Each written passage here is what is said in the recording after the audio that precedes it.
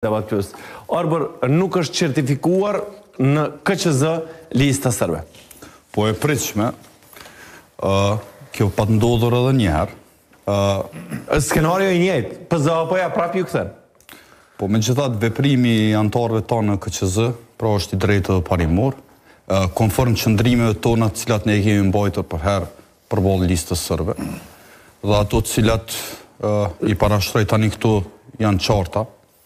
Pra nuk ka asë ndryshim në raport me qëndrimet tonë. Arbër, veç për korekci, për herë, po flet pas sulmit në Bansk. Sigurisht. Para sulmit në Bansk e keni votu edhe buxhetin e tëne. Veç me spigu. Kljut na, veç për më konë korrekt me publikun. Dakord, mirë, po nëse ti e matë në aspektin kështut strukturo. Unë nuk mas, unë prezentoj fakte dhe fakti është që ka ngritje dore për votimin e buxhetit për listën sërbe. Unë nuk nëzirë aludime, unë nëzirë fakte. Buxhetit në KQZ? Po. Ti prezentoj, do më thonë, parët e demokratizimit, parët të cilat i ndanë Komisioni Qendror i Zgjedhjeve. Që ju takojnë? Po, subjekteve politike. Me automatizëm, po? Jo me automatizëm, se mund është mësë me votu. Qysh, këta tjerë që kanë abstenu për shambull. Ti prezenton fakte, unë prezentoj argumente, edhe normalisht duhet me artikulu këto që e thutë.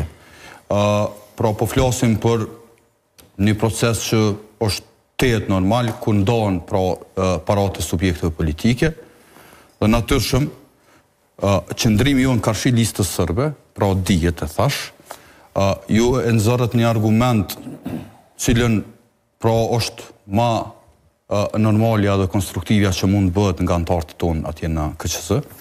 Mirë, po flasim në raport me listën sërbe. Në raport me listën sërbe është veprimi jo një dyti cili pra ka ndodhë aty, dhe nuk ka kur gjotë diçka të re.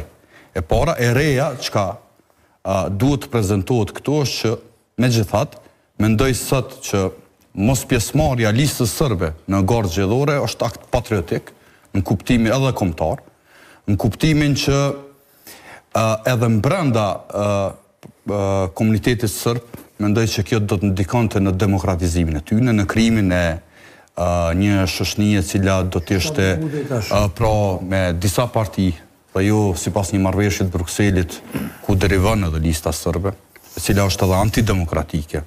Mos flasim që ka qenë kërcënim edhe për vendin tonë, sidomos me aktet e dhunës të cilat kanë ndodhur ku si pasoj kanë amputuar ushtarët e këforit këmbët e tyre.